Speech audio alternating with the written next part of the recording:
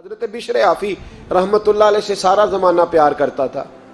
Baghdad کا ایک تاجر کہتا ہے مجھے نہیں بابا اچھا لگتا تھا. ہمارا اپنا اپنا ذہن ہے نا, ہم کہتے ہیں میں نے جدھر ساری دنیا جا رہی ہے وہاں نہیں جانا. کہتے ہیں کہ وہ بابا مجھے نہیں اچھا لگتا تھا, حالانکہ سارا بغداد عزت کرتا. کیوں نہیں اچھا لگتا تھا؟ کہتے ہیں اس لیے کہ بابا نہ صرف فرض مسجد میں پڑھتا تھا, باقی نماز گھر جا کے. تو میں کہتا تھا اتنا ولی ہے تو باقی بھی مسجد میں پڑھے.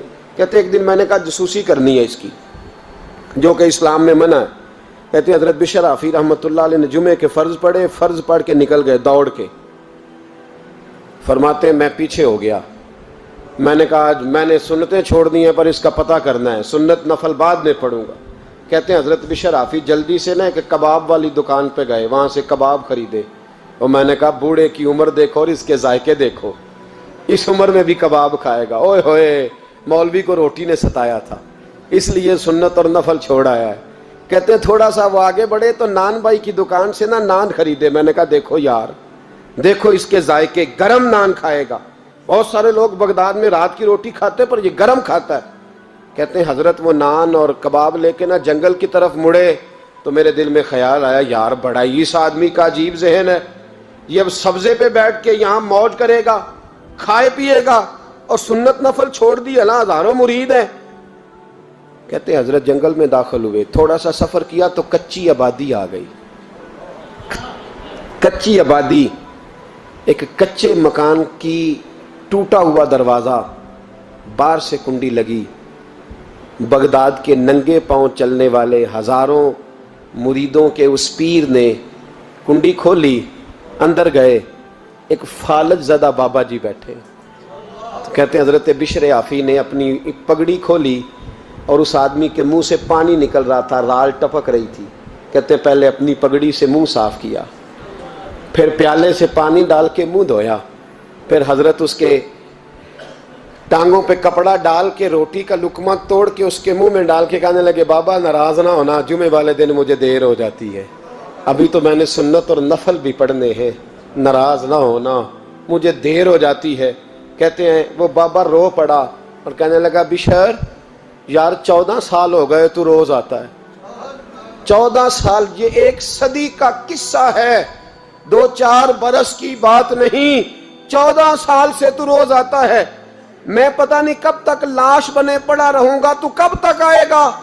حضرت بشر آفی نے بابے کے یہاں سے پوچھ کے کہا بابا فکر نہ کر, آج کے بعد یہ جملہ نہ کہنا کہ تو میرے لیے بوجھ ہے. فرمایا لوگ سمجھتے ہیں کہ میں نے عبادت کر کے مقام پایا ہے, لوگ سمجھتے ہیں میں نوافل زیادہ پڑھتا ہوں, دنیا جانتی ہے کہ میری رات کی تسبیح زیادہ مضبوط ہے, پر میں ان میں سے کوئی بات بھی نہیں. میں تو تیری نوکری کرتا ہوں تو اللہ نے میری عزتوں میں اضافہ فرما دیا ہے. سوچ ہی صاف نہیں, نظریہ ہی ٹھیک نہیں, فکر ہی ٹھیک نہیں. اسلام نظریے کا مذہب ہے, سوچ کا. مسند امام احمد بن حنبل کی حدیث سنی, حضرت انس بن مالک فرماتے ہیں جب انسان نے روزہ رکھا ہوتا ہے نا تو روح ویسے ہی پاک ہوتی ہے اس کی. میں نے یہ سوچا کہ کچھ باتیں ایسی کی جائیں جس سے تھوڑی سی سوچیں بھی تبدیل ہوں, کچھ سوچوں کا وضو, سوچوں کا غسل, افکار و نظریات کی بھی بات ہو. ہم سمجھتے ہیں کہ شاید کثرت عبادت اصل ہے.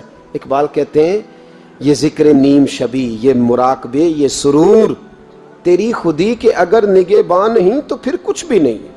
تیری خودی کے اگر, اور پھر عام چیز نہیں کہا یہ ذکر نیم شبی, سویرے شہری کا ذکر, یہ مراقبہ, یہ جو تو گھنٹوں اللہ کی یاد میں بیٹھا رہتا, یہ سرور. کہتے بے کیف عبادت نہیں, سرور والی. یہ ذکر نیم شبی, یہ مراقبے, یہ سرور, تیری خودی کے اگر نگہباں نہیں, اگر تیرے نظریے کو نہیں بدل سکے, تیری سوچ نہیں بدل سکے, تیرا ایمان مضبوط نہیں کر سکے, تیری خودی کی اگر نگہباں نہیں تو پھر کچھ بھی نہیں.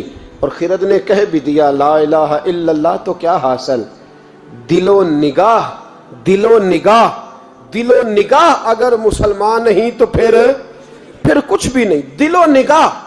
اقبال کہتے ہیں ایک دل کا کلمہ پڑھ, دوسرا نظر کا کلمہ پڑھ, ان پہ پابندی لگا. دل و نگاہ اگر مسلمان نہیں تو پھر تو کچھ بھی نہیں, کچھ بھی نہیں. حضرت انس بن مالک کہتے ہیں میں حضور کے پاس بیٹھا تھا, حضرت عبداللہ ابن عمر بھی بیٹھے تھے, کوئی بات ہو رہی تھی, ایک حجرے میں بیٹھے تھے, دروازے پہ دستک ہوئی. مسند امام احمد میں حدیث ہے نبی پاک علیہ السلام نے فرمایا انس دروازہ کھولو، دروازے پہ وہ بندہ ہے جس کو اللہ بغیر حساب کتاب جنت عطا فرمائے گا، وہ بندہ ہے دروازے پہ۔ حضرت انس بن مالک کہتے ہیں میں نے دروازہ کھولا تو بندہ دیکھا، غریب سا ایک انصاری صحابی، اور بندہ بڑا سادہ، وضو تازہ کر کے آیا ہے تو پانی کے قطرے داڑھی سے بہہ رہے ہیں، اور چمڑے کے جوتے اس نے لپیٹ کے تو بغل میں چھپائے ہوئے، آ کے اتحیات کی حالت میں بیٹھا، حضور سے دو چار باتیں کی، چلا گیا۔ ہم اس کا رنگ دیکھتے رہے اور مصطفیٰ کا کرم دیکھتے رہے۔ اس کو حضور نے جنتی کہا ہے۔ کہتے ہیں اگلے دن اسی ٹائم اسی وقت ہم حضور کے پاس بیٹھے تھے، پھر دروازے پہ دستک ہوئی، حضور نے فرمایا دروازہ کھولو، دروازے پہ وہ بندہ ہے جسے اللہ بغیر حساب کتاب جنت عطا فرمائے گا، بغیر حساب۔ کہتے ہیں دروازہ کھولا، اور جیسے ہی میری نظر پڑی، بندہ بھی وہی ہے جو کل آیا تھا، اور انداز بھی وہی ہے جو کل تھا، اسی طرح پانی کے قطرے، اسی طرح جوتے بغل میں، السلام علیکم، کل حضور فلاں بات کی تفصیل پوچھنی مجھ سے رہ گئی تھی، غلطی ہوگی، دوبارہ آیا ہو۔ اس نے اپنی گفتگو کی، چند جملوں میں بات سمیٹی، چلا گیا۔ فرماتے ہیں اتفاق کی بات کہ دن تیسرا، بندے بھی ہم دونوں، میں اور عبداللہ ابن عمر، حضرت انس بن مالک کہتے ہیں دونوں بیٹھے تھے، سیم ٹائم سیم ڈے۔ پھر دستک ہوئی، حضور نے فرمایا دروازہ کھولو، اور مسکرا کے فرمایا دروازے پہ وہ بندہ ہے جسے اللہ بغیر حساب کتاب جنت عطا فرمائے گا۔ کہتے ہیں کھل اٹھے ہمارے چہرے، باہر گئے، دستک ہوئی تھی، دروازہ کھولا۔ فرماتے مجھے یقین تھا وہی ہوگا جو 2 دن پہلے آیا تھا، اور میرے یقین کے مطابق ہی کام ہوا، وہی بندہ تھا جو کل بھی تھا، جو پرسوں بھی تھا، حالت اور کیفیت اور انداز بھی وہی تھا۔ پانی کے قطرے بہ رہے ہیں، اور اس شخص نے جوتے بغل میں دبائے ہوئے خدمت میں حاضر ہوا، بیٹھ گیا، بات چیت کی، چلا گیا۔ حضرت انس بن مالک کہتے ہیں تھوڑی دیر ہوئی تو حضور بھی تشریف لے گئے۔ حضرت عبداللہ ابن عمر مجھے کہنے لگے یار ویسے کتنے اس کے نصیب ہیں، کتنے نصیب ہیں، کوئی آیا لے کے چلا گیا، کوئی آیا